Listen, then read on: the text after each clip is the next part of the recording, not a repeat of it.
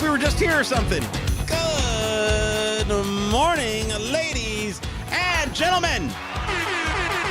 And shout out to the dogs and cats that are inevitably watching in the room as well. Viewers of all ages and breeds. If you have a heartbeat, you're welcome here. That's right. That's right. Welcome to Z&B Live Unfiltered. Brian likes someone breathe heavily into his ear. Brian was up early this morning for a Nintendo partner direct. Let's dispel the rumors. I get up at like 8 o'clock or 7:30, like consistently, because I actually use Pokemon Sleep to do that. I measure my sleep and I know when I had a good or bad night's sleep, and I adjust accordingly to live a healthy and balanced lifestyle, like my children's book says. So let's wait. What's at 11? I don't know what Pokemon Sleep is. It's a sleep tracking app that uses Pokemon. So you level up your team, you add different types of Pokemon that have different ingredients to make the Snorlax get fatter over the course of a week. And then by the end of the week, you have rarer Pokemon that show up that have different abilities. And it actually, I'm not even kidding, it is one of my favorite, if not my favorite Pokemon game of all time. It has improved my sleep and my lifestyle as a person. I have not heard of this. No, it's free. App Store, Google Play. It has changed my life. I'm not kidding. I've done it for 200 days. Okay. I put the phone plugged in face down on the bed, and then the accelerometer senses, your quality based on how much you move or whatever. So it also is good because like when I'm done like doom scrolling, I press the go to sleep button and done. So it forces me to not touch my phone. And I'm not tempted to pick up my phone and interrupt my cycle, so I leave it. Like any sleep tracking app is going to work, but when not Pokemon, So well, right. I mean, it's an interesting way to do that because it incorporates a game. I hadn't heard of something like that. I spend too much time late at night watching Twitch. Like I fall asleep to the lovely voices of Mr. Panfred Nudo or Astro Canuck or whatever, whispering me to sleep every night. So that's kind of how I roll. It helps to have like a dedicated moment, like, okay, now I'm going to sleep. And I discovered I always fall asleep within 5 to 10 minutes and then I'm out and I'm done. It's great.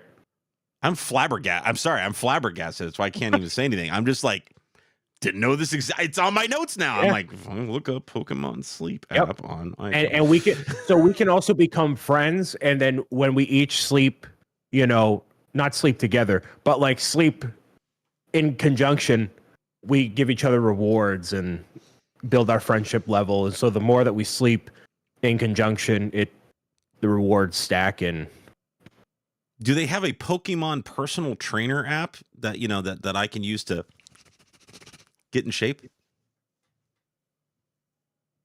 Z&B Live Unfiltered airs Wednesdays at 10 a.m. live on YouTube. We have podcast versions of the show on Spotify and Apple Podcasts Thursdays at 10 a.m. So you can tune in and listen or watch to all the shenanigans we have to offer. It is a jam-packed show today where we have Snow White making her re-debut into Lego Disney, some movie and show news that I'm very excited about, and some Lego teases that haven't come to fruition yet, but we're going to get to all that and more in Z&B Live Unfiltered. Yes, please do not forget, if you are here with us live on YouTube, 10 a.m. On Wednesday, 10 a.m. Eastern on Wednesdays, hit that subscribe button, hit that bell notification icon, do all the YouTube-y things. If you're finding us afterwards, if you're listening to us, on Apple Podcasts, if you're listening to us on Spotify, head on over to the YouTube channel, do all those wonderful YouTube-y things. It helps keep the show afloat. So it would be greatly appreciated. But we do have some fun Lego news and notes to get through, and I'll tell you what, man, it was about freaking time we heard about this, because Snow White, it was just one of those ones we were just kind of waiting around. It's like, when are they going to announce it? Are they announcing it today? Are they not announcing it? And then they finally announced it, and it was kind of a wah moment. Was it really for you? Yeah. There was something about it that didn't sit right with me, and I couldn't figure out exactly what it was until I went back and I looked at, and see, this is where I got confused. I went back and I looked at an idea submission for a Snow White thing, and that's not what this is. Oh. This is not an idea submission. This is Lego doing their own thing, their own design. So that's why, like, they just did not approve all of these, these Snow White idea submissions that kept popping up. Yep. But I look at this idea submission, and it's so much better than what we got. It was an enclosed house. It felt more doll style house, which I personally enjoy more than the open back style. This one has a dollhouse feature to it that I don't understand what it is that they're trying to do with it. Right. Like, it's like opening the side of the house for no particular reason other than maybe minifig placement. I'm not really sure. And the big issue for me was the dwarves just looked off, and I couldn't. Again, it took me a minute to kind of put my finger on it, but and you kind of expect this because it's a Lego minifig. It's the lack of the nose. All of the dwarves in the movie, in the cartoon, they all had a very unique style nose that was specific to their character. And without that, they just don't come across quite as the dwarves from our memory. But again, it's a Lego adaptation of the character. Like, that's kind of gonna be the thing. I get it. And there's enough facial features on them where you can literally pick them all out. Like, you could sit there and go, okay, that's bashful, that's dopey, that's Doc, that's sleepy. Like, you can see all that, right? Like, they did enough facial characteristics with them to be able to, determine who they are. But a set that originally was going to be as a Disney fanatic myself, going to be oh my God, this is a day one purchase for me. I cannot wait. After I kind of really took a chance to look at it, I don't think it's gonna be. It may be one of those ones that I might get down the road as a collectible kind of thing. I'm not entirely looking forward to putting it together. That seems very surprising from my perspective of you being a Disney guy, right, through and through, like really all about it. Immediately when I saw this, I noticed a lack of nose, and it would have been a good opportunity to do a custom molded beard that had a nose attached to it. I don't think having a custom molded heads would have been the call. But we have seen something like that where the nose is like literally baked into the minifigure head. Ergo, Pinocchio, way back, there was just like one pointy nose. Right. But then also they all kind of have different noses. So how do you customize that? And, you have a budget when you're making a set, right? So sure, not every Lego set is going to be able to go all out with all the detail, arm printing, leg printing, whatever. So they designers work within a budget. So maybe that just wasn't a part of it based on the price point they were looking for. So when I saw this, I thought, wow, Lego is doing this again. And it's making me very irritated, very much so. The heads on those dwarves are toad heads. They are. You put a mushroom head on top instead of those caps and you take away the beard, those are toad faces. Mm-hmm.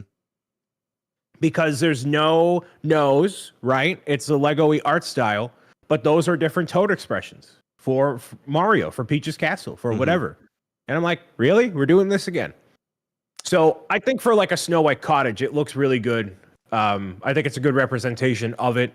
And based on what we've seen with like Winnie the Pooh and other, this is a children's series or children's media dollhouse style thing like Sesame Street. I think it falls right in line. I like that they added the glass coffin. You have the well.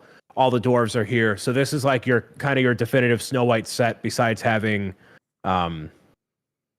correct my knowledge. What's Maleficent from? That's not Snow White, is it? Cinderella. All right. Clearly, it's been a hot not Cinderella. Sleeping Beauty. Sorry, Sleeping Beauty. It has been a minute. I need to go back and rewatch all of the classic Disney princess movies. So I see this in that case as a definitive Snow White set. What else can you do? Right. We don't have the evil queen. Like we have the evil queen as the old hag. Like that's the only That's the only downside You to put it. the Evil Queen in Disney minifigure series 4 or whatever. Sure.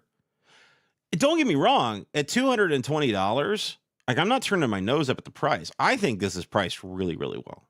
And Yeah. I don't know how others feel about it, but I think with the amount of characters you're getting, the amount of animals you're getting, right? That all of that like gold yellowish roof stuff looks great. The door pieces look great. I don't love, like, one of the things, again, comparing to the Lego Ideas submission that got the votes but didn't get approved. The shutters, in the submission are brick built, and they're brick built in just a very simple way, where they have little heart studs stuck to little snot bricks or whatever, right? That awesome. You could have done that here, but instead they chose to use stickers. So you limited it by two pieces or whatever. Like, come on, like, you could have given it a little bit more 3D character that way, limiting some of the stickers, adding a couple more pieces there that really doesn't pad the piece count too much or anything, but get you a little extra value for your money.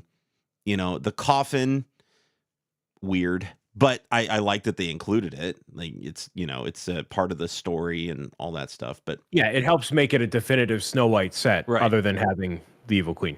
Right.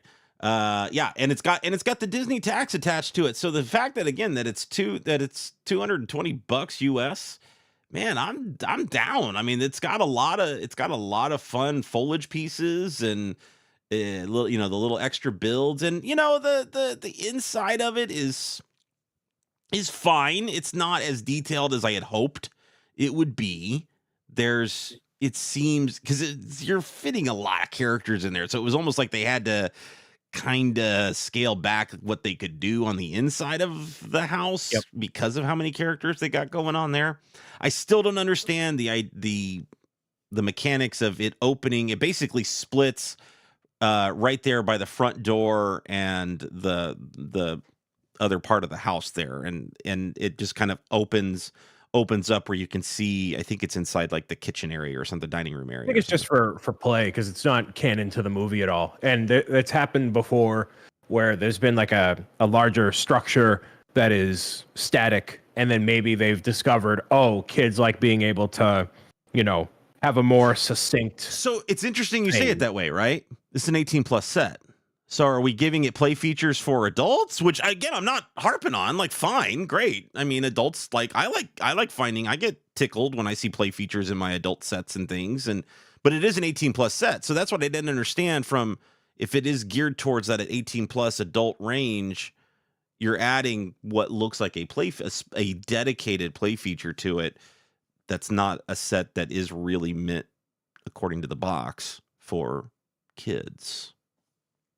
Maybe it's also for the aspiring professional in their 1-bedroom apartment in Soho to have it adjustable on their shelf. Like, I only have like 1.5 square feet, but it's not lengthwise. I'm gonna, I feel like one of these days you're gonna move to Soho. I just feel like this is where we're headed. Yeah, I just feel like this is where we're headed. Like Soho. I'm a Boston guy through and through. You listen to me get angry. That's when I park my car in the Harvard. I ain't going to Soho. Get out of here. If you had $220 sitting around, this is a day one purchase for you at all? No. Okay. You're shoving it into an already overloaded March 1st release time. And but this is for the Disney people. We already have March 1st Disney sets. Yeah, but this is for like the old Disney people. We already have March 1st Disney sets for old people. What do they have coming out in May? What is hitting the shelves, or I'm sorry, in April, not May, April. What is hitting the shelves in April? Like, this is an April set. Should have been an April set. I'm shocked that this is a March set. They might have nothing coming out in April because they want to build momentum for May the 4th. Oh, come on. That hasn't stopped them from trying to grab an extra buck right before something like that happens, right? Yeah. I don't know. Is this it gonna do well? Probably. It's Disney people, this man. is not on any want list or anything of mine. In a reality where I were more of a Disney person and got everything than I would, the Disney set I want more than this by relation is the camera. But even then, I don't have it on my list of like things to get. Mhm. So, you know. Yeah, fair enough. Fair enough. I hope this had been the day one need for me, but unfortunately, it's not, and that's a dang shame. You know what I do need though, Brian? I need me some Pedro Fantastic Four. Pascal. I need me some daddy.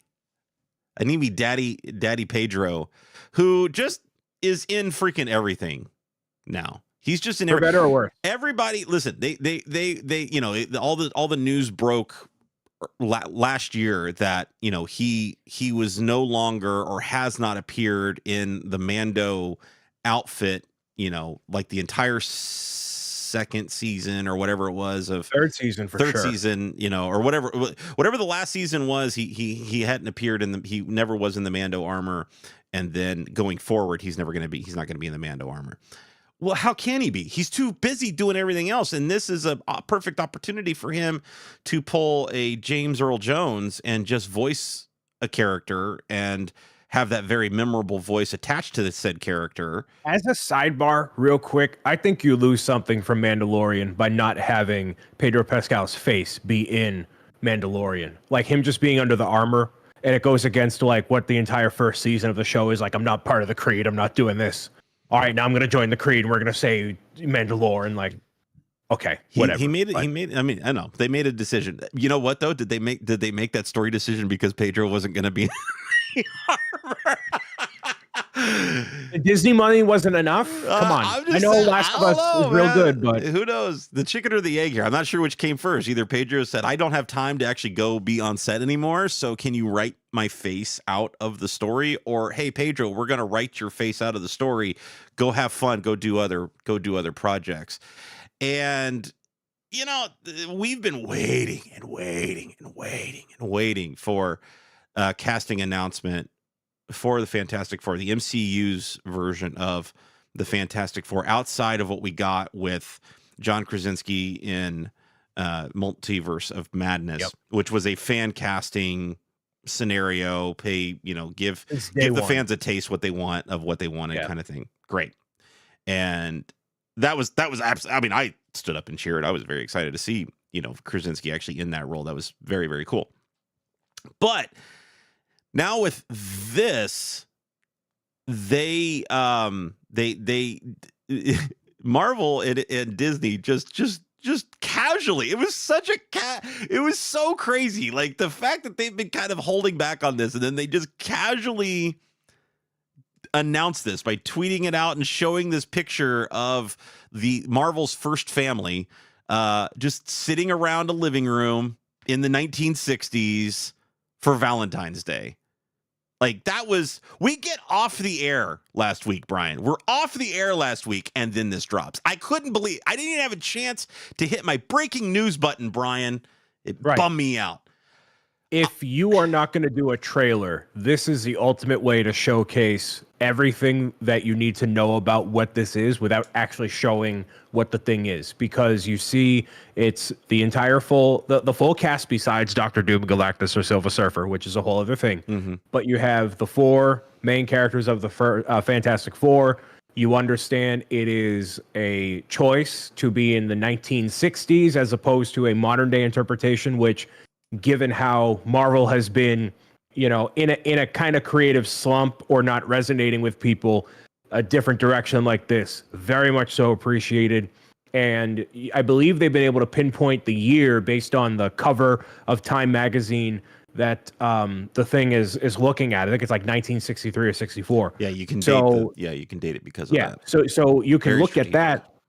And you can also tell, like, okay, how could this apply to the larger MCU? They clearly get stuck into like a wormhole sort of situation, which justifies them not being around for Infinity War, Endgame, whatever, as opposed to people like the Eternals, where you look at them, you're like, where were all you people when the world was falling apart? We couldn't interfere with destiny. Okay, okay, sure, where these people were stuck with Galactus or whoever. You can actually see a little bit of that.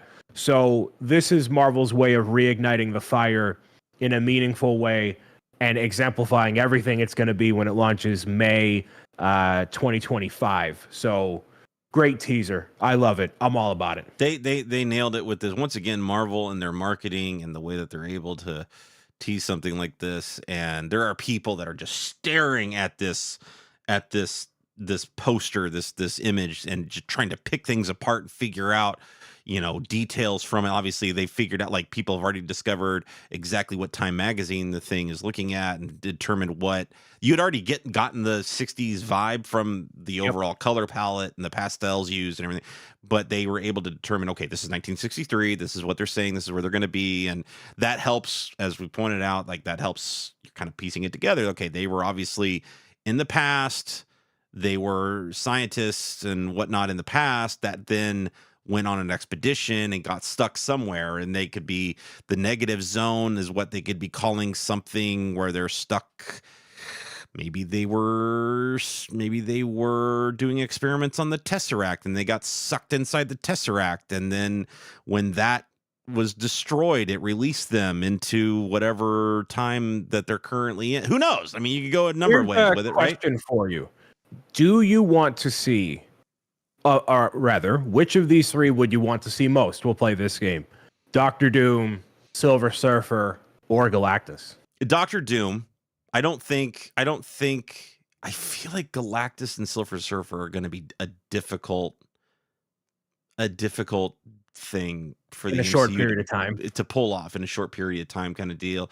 And we know that eventually we got to lead towards a Doctor Doom, ultimate baddie, our new Thanos, whatever. Kang is not in anymore, right? Right. So Kang's not in anymore. We need something else. So I feel like they have to be making these decisions. And I don't want to muddy the waters too much with too many villains. And I feel like if you're going to introduce Doctor Doom, get him in there early on as the ultimate bad, instead of him helping or whatever, and then the Galactus thing, the Silver Surfer thing, all being included into it. I just give it. Fantastic Four is going to be around for a while. Like, we've got them now. The cast is signed. They're going to be around for a while. You've got time to figure out Galactus and the Silver Surfer combo down the road. I don't know where they factor in with X-Men, because X-Men is a whole, you could replicate the MCU as it has been with just X-Men if you really wanted to. So how does that factor in with the Fantastic Four and then the existing, not just, the classic MCU we know pre-Endgame, but then now the Young Avengers and all. So there's a lot of potential and moving parts here. And this, to me, feels like when they should have done the Disney Plus stuff and had all the different shows and different people, but now they're trying to consolidate it way back in. So how much wiggle room are you going to give all these characters? Well, they've been teasing all these shows leading up to this. They have been teasing in movies. They've been teasing the introduction of the X-Men and everything like that through musical cues or actual characters, whatever. Interesting sidebar: the showrunner for X-Men 97 came out yesterday and specifically said it is not canon. It does not fit into the overall MCU timeline. So those characters, that cartoon, not canon. Don't nothing that happens in there has any effect on anything else in the MCU. All right. If we're talking spoilers here, the movie's been out. What happens at the end of Captain Marvel? Right. So so obviously we have Beast, we have an X-Men, we have that's in its own separate thing. I think this is big brain here. Here we go. I think they pivot on the Kang Dynasty movie because the next movie is Secret Wars.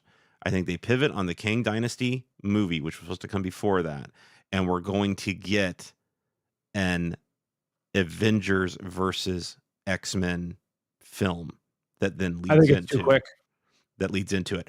I think that's the way that you introduce them from an alternate reality of them starting to save their reality.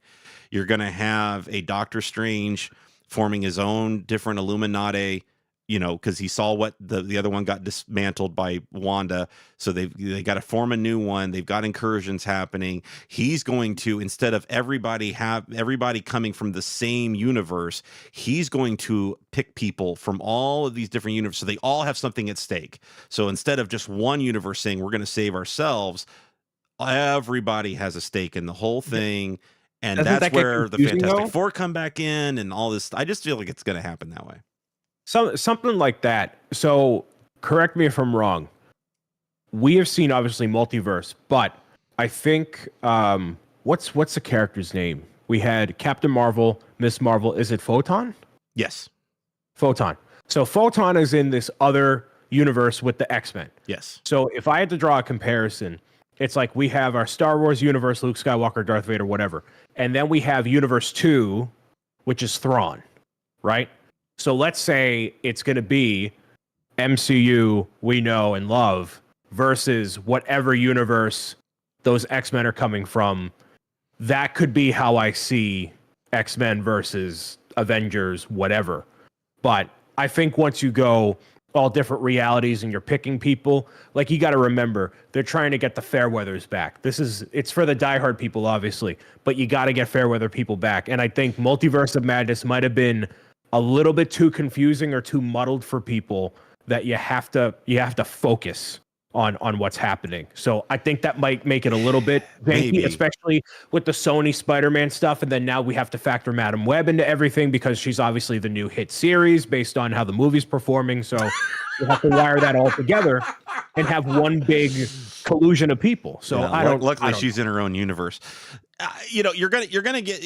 I don't think you can clarify this or clear this up anymore, because you've had Loki that's been kind of making the waters a little murky.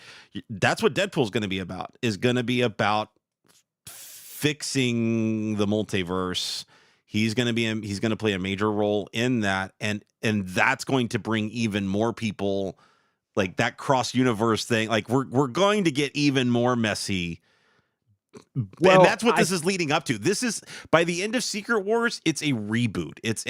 We're rebooting. We're taking we're getting rid of characters. Actors' contracts are up. Whatever. It's all strategic, and we're going to have a brand new cast of characters. But we needed this muddy mess so we could clean it up in Secret Wars over the biggest comic book event film you've ever seen in your life. Right? Like that's what this is all leading to. Is going to be along for the ride with Deadpool. And I'm going to turn my brain off on trying to keep track of who's who and what's what, and just rock with it and hope it works out, because, we obviously see him pop into the TVA. And then whatever happens at the end of that, it is far enough out, and it has been far enough out and in production for long enough that Marvel has a keen opportunity to clean up stuff even right now for Deadpool 3. So Deadpool and Wolverine. So that'll be good. That comes out in July. So that'll be here before you know it, man. Right. And unlike your thoughts on Deadpool not getting any specific, Deadpool and Wolverine getting specific sets centered around that particular film property, obviously Fantastic Four is going to be family fair game, PG-13, whatever. We're going to get a ton of new minifigs with Fantastic Four. We're going to get Daddy Pedro.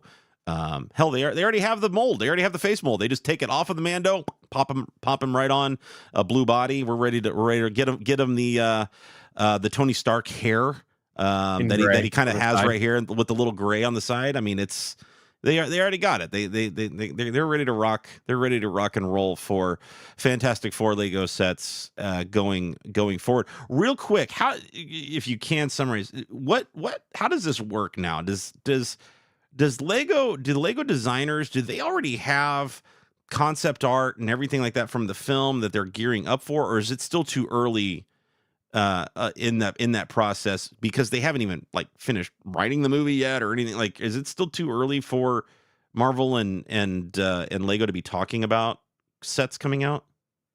I think at this point right here, if it's releasing a year and a half ish from right now, you have to have something locked in. There's a lot of instances, and this actually happened very, very recently that this came out, that they will make concept art for a thing, pitch it to a studio, and then greenlight it. So you already have your concept art before it even goes into production, which I know that because I believe the directors or somebody related to Spider-Verse pitched to WB a Batman Beyond animated movie like Spider-Verse, and it looks unbelievable. But it looks a little bit too close to a carbon copy of Spider-Verse, so it obviously have its own style. So they already have concept art for a movie like that, let alone, Fantastic Four. We've known about it for years. So I think they might have already had a couple things locked in place, like, okay, this is how we would pull off, Mr. Fantastic with the wiggly arms. We already have a Thing. How much different is Thing going to look? He's a rock monster that's a big mold like Hulk. Okay, cool. Yeah. You can make some adjustments, but the overall, the printing of the characters, that's a graphic designer's job, not necessarily the sets. So that I would be more concerned about. With the sets, we've seen it time and time again, with Star Wars. Like, hey, here's this pivotal thing, part of the movie, and then it gets on screen for 30 seconds. So I think with the first wave of anything, you could expect some things that are inaccurate because they're basing it off of concept art and they don't have a good grasp on what's happening. But when it comes to wave 2, or like what we're seeing now with some of the Marvel Endgame sets, they will look way better and way more accurate. You have, the No Way Home final battle that looks amazing. If they did that set based off the concept art in the beginning, it looked totally different. So I don't know where they're at, obviously, but I would lean more that way because it is getting close, Mm-hmm. Gotcha. They want that Lego set in the box and ready to go in the warehouse for February, like this time next year. They want it in lock for when the movie comes out. Gotcha. Well, what is getting real close? Avatar. Ooh. Avatar, Ooh. Baby. Tomorrow. Let's quickly mention also, by the way, that the new season, the last season of Bad Batch, dropped today. So that has started with 3 episodes. I'm hoping I would like to see more Bad Batch Lego sets come out that are a little bit better, especially for this last season. Different, their character designs continue to change from season to season. So I'm hoping that we get more of that. But Avatar: The Last Airbender, I know nothing about this property. Oh, let me educate you, Mr. Please educate, because I'm going to be ZachMRutledge. watching this starting tomorrow. I can't wait to watch this starting tomorrow. Okay. Oh, God. Here he goes. Okay, let me cook. So Avatar is a Nickelodeon series that aired back in the early 2000s. You're talking like 2004, that era. Right in childhood nostalgia for me.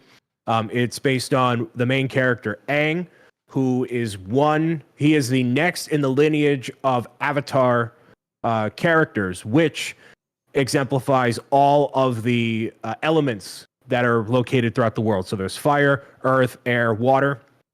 Not everybody, but if you're generally apt to have powers within the Avatar universe, you have one. So you have, an earthbender, you can move rock and whatever, where the Avatar can do all 4. And there's only one person that can do all 4 per generation, and then gets reincarnated over years and years. So there's a whole lineage of Avatar. And so Aang ends up getting, none of this is spoilers, by the way, but Aang is frozen at the Water Tribe and is found by 2 other people, Sokka and Aang. They find him and they're like, who is this kid with this giant flying bison and this monkey and whatever? And they discover that he is the chosen one. So it follows Aang's journey to become the Avatar, master all the elements, meeting people all along the way in the different kingdoms. And you learn a lot about the characters and how they develop and grow over time.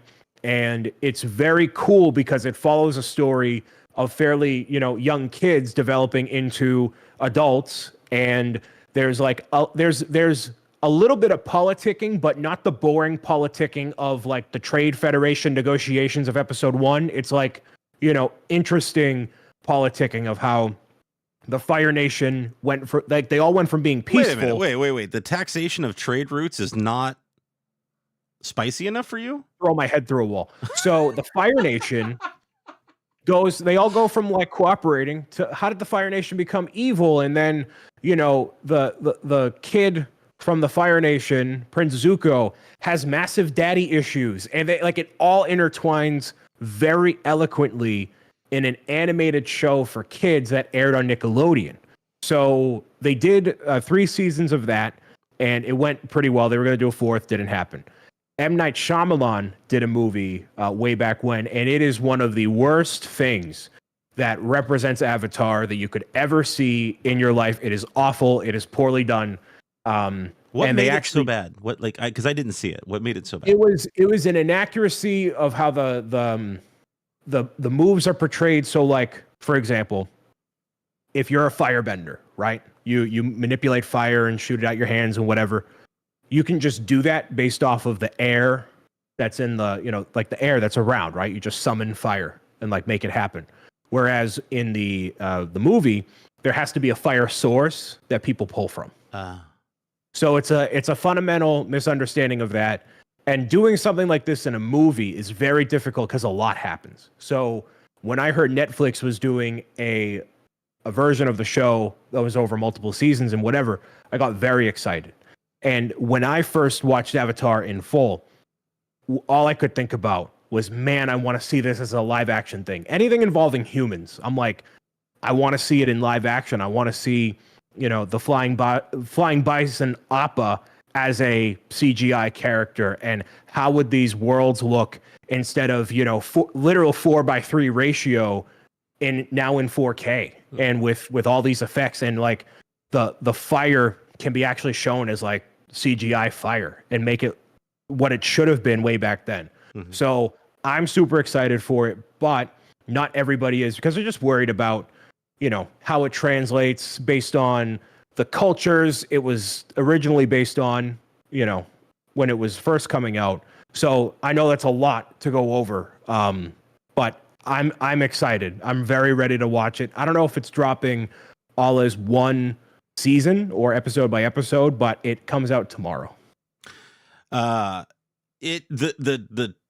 trailers that I've seen for it give a very anime vibe to it, like the overall style, the way the characters interact with each other, the looks they give each other, the almost overperforming type of.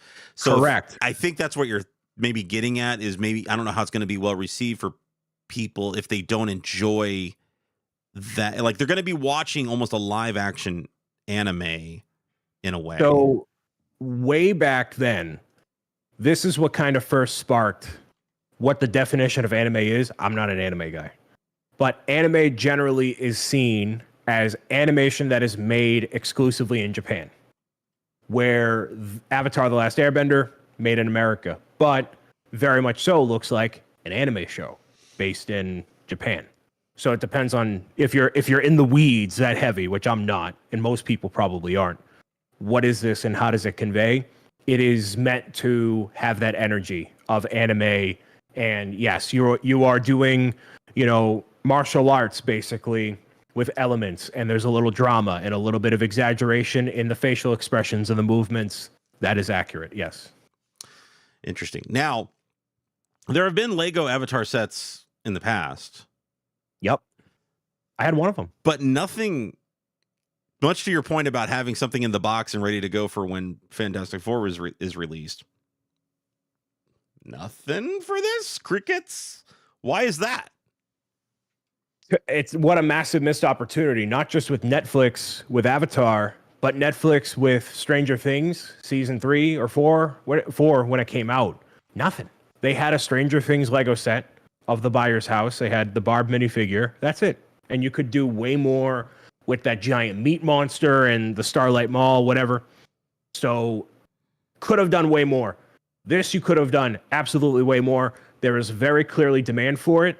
The Sky Bison Appa has been a Lego idea submission several times over with all of the main characters. Even one version where you turn a crank and the tail moves and the leg moves and whatever. They haven't done it. They just refuse to do it. And it's just a massive missed opportunity. That'd be one of the main things I'd advocate for if I were at Lego, obviously, besides proper Mario, whatever. It'd be something like that, because you don't need to do a full lineup of sets. When they first came out, they did an Air Temple, which was like a $30, $40 set. And they did one Fire Nation ship, and the core characters are actually missing some of them. So there's demand for it. The prices for those have skyrocketed, and they're not even good Lego sets. So who's at fault here? Is this a Lego issue or is this a Netflix I don't care issue? whose fault it is. Just do it. Like, do it. Get it done. Put the bag on the table. Get over your egos. Nix some contracts if you need to, and make it happen. Do we see stuff after the fact? Do you think April, No, May? because Lego or Netflix June. are a bunch of cowards and don't want to make it happen for the sake of making a cool thing to put on shelves. All episodes are dropping. Eight episodes. Are they really? Eight episode season will all be dropping as of February 22nd. I'm gonna stay up. I might stay up all night.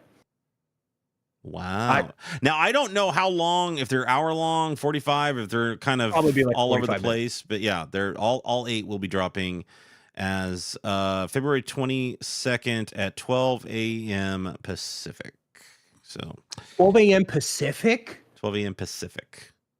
All right, all day Thursday. I'm not staying up till 3 in the morning to watch 8 hours. So that'd be 3 a.m. for us East Coast boys. No, I'll wake up. My entire tomorrow will be dedicated to that. So if you want, I got to get book stuff done before that happens. But yeah, that's what I'm doing. That's what I'm doing. Another thing that we're waiting on and still waiting on and still waiting on and still waiting on is the Lego Ideas D&D Dungeons and Dragons set. Now Lego officially Any nerds in the chat? Any nerds? Nerds rejoice. Lego did finally push out on their social media channels a teaser video for the Dungeons and Dragons set. Now this is an idea set that won and whatever one, you know, got the approval a year ago, I think, and we have what that set looked like. We kind of know what that set looked like. We don't know. Obviously, there are changes that happen once Lego approves an idea set. We talked about this recently on an episode. They get their little paws on it. They adjust things. They make things work better. Blah blah blah blah blah. Now, a lot of people are thinking that maybe this might be a practical set, a set that you can incorporate into your game and, you know, do things with dice and whatnot. What are you hoping? What are you thinking we're going to get from a set like this? Putting aside rumblings and, you know, the faucet being as it is and having an inference of what it could be, I am not inherently a Dungeons and Dragons fan. I have seen the movie when it came out. My friends were like blah, all over it. I was not. I'm like, this is fine. It's fine. I've never played the original. I played the original Dungeons and Dragons maybe for like 10 minutes back in. It's a whole other thing. So I am by far not the target demographic for something like this. But if you want more medieval stuff, boy howdy, this is what you're gonna get, and you're gonna like it. Because that's essentially what it is. And a lot of the weird monsters and creatures and whatnot, you'll be able to make into whatever else you want to, add it to your collection, whatever. So it'll be another excuse to put a castle thing on shelves that isn't a castle or the medieval market village. So, you know, on that front, congratulations. I would really like to see a comprehensive dragon build. If there's something of substance, and if you have one shot to do a Dungeons and Dragons set, I hope it is exemplary of what that could be. Obviously, the lore is very expansive, but again, if you have one shot, this is how you do it. I don't know if there's enough to have a whole lineup of stuff eventually. I don't know if that's there, but I'm not as familiar with the game. So I'll be excited to see the full reveal of what this is by the time we air the show, not this upcoming week, but the week after, and take a look at it. But Are you at all interested in nerding out and using it as a practical thing? Because this seems like a local brick shop, like to a T, with the dice tower possibilities and whatever. Are you on board? You know, he's our good buddy local is been freaking out over this set and is just salivating at the idea of like finally getting a final look at this thing and what it's actually going to be. And I kind of expected to see, considering that they released this teaser early in the week, I kind of expected to see something by now. I didn't expect them to release a teaser and then within 2 or 3 days still not have an official announcement. I bet. Yeah. But you wanna play into, like, I love the idea of it being a practical, like, dice tower set, not a play set, but a practical dice tower set of some It's easy kind. to pull off. It's just, I don't know, it just makes sense to me to do something like that, because it takes it out of the typical medieval castle realm that they're currently got a line for, right? They're taking the style of it, the branding of it, and applying it to what that brand has been. And Sidebar, real quick, for the people that are watching us live who are nerds, what is the cube and why should we care? yeah, I didn't understand the gelatinous whatever cube No idea. thing, whatever's No idea. going on. I didn't know if they hadn't attached the Dungeons and Dragons branding to it at No the idea. end, would had no clue that that's what that was referring to. I thought it was Minecraft. Well, I mean, that's what I Yeah, looked at that sure. and I went, "Oh, it's Minecraft." What Minecraft set's coming out? I didn't know what that was. And that's why I would be hesitant to get a Dungeons and Dragons set. I know nothing about it. Know nothing about it. I want to learn more. I'm Starship Troopering this thing, and I would like to learn more, Brian. I would like to know more about Dungeons and Dragons, and then at that point, maybe I would be a little bit more into the overall set. They could sell me on the set on just cool functionality and design and forget the whole thing. But as I'm building it, if I'm not picking up on the Easter eggs and what all these other things mean, I won't get the same kind of experience as a local as what some of our other amazing friends that are into Dungeons and Dragons are going to get out of this particular set. So, as part of locals arriving to Brickworld Chicago, where he brings Coffee Crisp and Crunchy for me, he needs to bring the D&D setup so we can have a late night, or y'all, I'm not participating. Y'all can have a late night D&D session in the lobby of the convention center. That's what I'm hearing.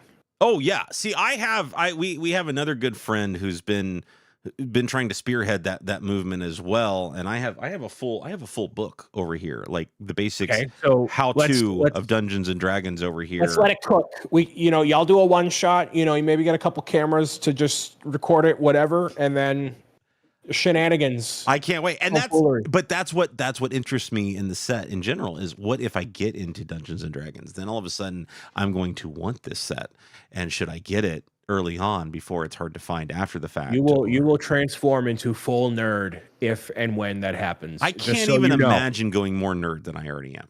No, so guys like us, most of the people we get in our circles, we're cool nerds, right? Where we have our things, our different interests, but we still smell good, right? We shower, we everything else. I'm not to say that Dungeons and Dragons players don't shower, but your likelihood of getting sucked into the world of Dungeons and Dragons and forgetting some of those hygienic things significantly increases. I've been to Gen Con enough. I've worked at Gen Con in my town enough. I understand the smell and the lack of hygiene that goes along with games like this. The likelihood significantly increases. So just as long as you're aware of that. Frankly, the pandemic changed me as a human anyway. So I look differently at things like showering these days. It happens when it happens. I shower every day. I don't know about any of y'all. I'm a night shower guy. So anyway, what are we building these days? I'm building a healthy hygiene regimen by showering every day. Well, whoops. Well, there goes the show. There goes the show. The show's done. The timer. Nice. The timer's done. Everything is done now. We dirtied ourselves. We dirtied ourselves into it. I know we had 10 minutes left. So, Mr. Bricks O'Brien, who is now building Lego on Twitch. It's a beautiful thing to see. It's a beautiful thing to see. Reasons. Couple reasons for that. Okay, explain why. Explain why the change. Well, firstly, straight up looking at data. I generally like to follow whatever I kind of want to do, and whatever I'm feeling for the day and whatever. But when I look at when I'm playing a Super Smash Bros. Or a Minecraft or a game that doesn't fully involve people either in the discussion of what I'm doing or in the activity that I'm doing, there's significantly less people that are inclined to join in the conversation, let alone watch it on the sidelines. So what Lego does and what Just Chatting or Marbles or whatever does, it allows me to like be as interactive as possible with people, which is kind of why you go to Twitch specifically in the first place, you know? So luckily, I am not one of those people that, you know, if you're not playing Minecraft, then we don't care. I'm one of those people that likes to have a conversation with people that are in the live stream chat and they want to show up for that. And Lego is one of the best ways to have that, while also doing something that, as a second part, is a distressor for me. Where when I'm playing a Minecraft, especially in a live setting, oh, I can't connect to the thing. Oh, where are you guys? Brian, can you do this for me? The moderators, and then it's basically a kindergarten. It's a kindergarten class, and that's not because of it's not because of like my audience fan base community. It's just because of the nature of what it is, like connecting to the thing, and it's just a lot of stuff going on. So when I'm working on the next book here, you know, that's stressful. Other stuff in life is stressful. I want to be able to crack open a Lego set, build it for the sake of building it here, and then talk to people. And there's not, you know, the likelihood of a tech problem happening unless it's my own, right? I'm not trying to, you know, troubleshoot with people online while, you know, 100 miles away. So that's a lot of why I've switched into doing a lot more Lego live on Twitch while also working on game stuff and the book and whatever. So that's where it's at for a little while. People are showing up. So if you want to see me build more Lego and stuff, show up and show out. And I would greatly appreciate it. And that's that. What sets are you currently working on? Do you got anything lined up for the March 1st releases or anything like that? Oh, that, yeah. So I actually just finished the Angry Ghost from Bricker Builds, which is behind me right off camera here. So I did that. That was very cool. They sent that out. Shout out to them. And then next up, I have the Jazz Club, which I've had on my backlog for quite some time. Wow. Okay. After that, I do want to pick up some March 1st stuff, mostly Animal Crossing. So I'll be getting some of the Animal Crossing stuff and then building that the following Saturday. So it comes out March 1st. The 2nd is Saturday. So I'll do that. And I want to get the museum eventually. That's another one on my list. But other than that, not much of anything else that I know of. Animal Crossing for you is a good pairing. I like seeing that. Like I would enjoy going to a Bricks O'Brien live stream on Twitch and watching you build an Animal Crossing series of sets. Yep. You know, and talking about, you know, the Easter eggs associated with the sets and so on. It's like, I think it's a really good pairing. And again, I love that you're actually, you know, living up to your namesake and building freaking Lego on Twitch. I've gone down the path of Technic lately, and I'm working on the Ferrari Daytona as my very first Technic set. Look at this freaking thing. This thing is, boy, I'm having fun with Technic. I'm white knuckling every single piece I put on this set. I cannot relax. It is not a relaxing build. And I don't know if that will eventually change the more people build Technic, but for me, I can't stop like just freaking out over where I'm putting each individual piece. Am I doing this right? You're doing it live too, which makes it much more difficult. I know from the Bricker Builds model, trying to just get all the details right like that. It's rough because we do get distracted. We are looking at chat. It is an engagement process with our audience and talking to them and whatnot. But as my first Technic set, I've already been told multiple times, what are you doing, you moron?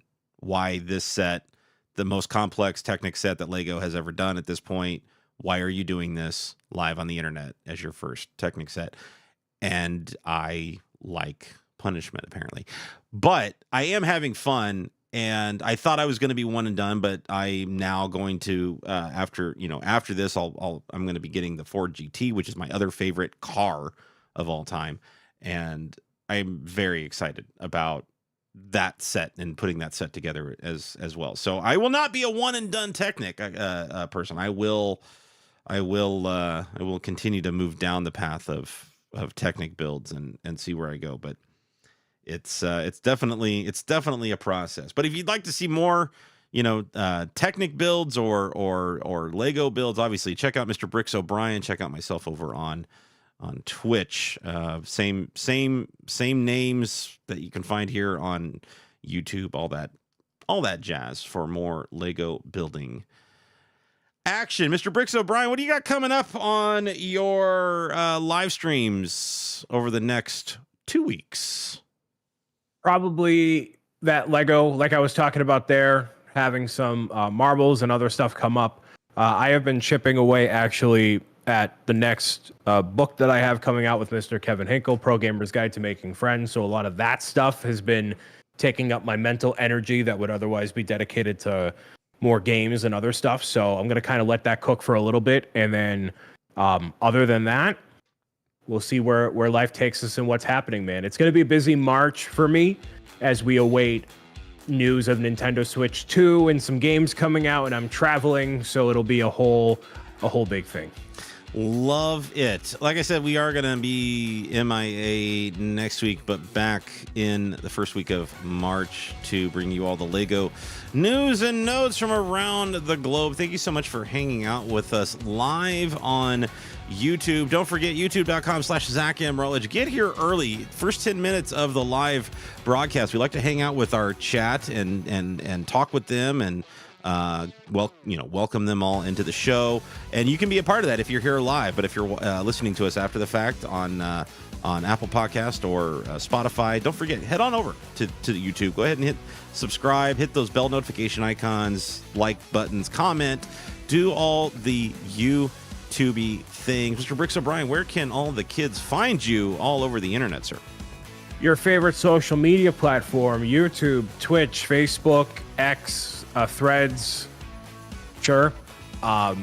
Anywhere that you want to enjoy content, I am most likely there uploading and doing stuff. My intention is to get way more back into it. I'm currently planning stuff out, and if you enjoy watching what I do, more stuff coming very soon. Yes, and the $20 Patreon after show coming soon. Dude, yes. Yes, no, it's got to be a YouTube membership. We got to bank it in here, okay? The $20 smack talk, the 10-15 minute, who are we going to dunk on this week? Absolutely, yes. There it is. And you can find me all social media platforms, ZachMRutledge. I'm easy to find. He's easy to find. I'm Zach. He's Brian. This has been Z&B Live, and we appreciate you all for everything you do and for being here, and we'll see you next time. Bye. Bye-bye.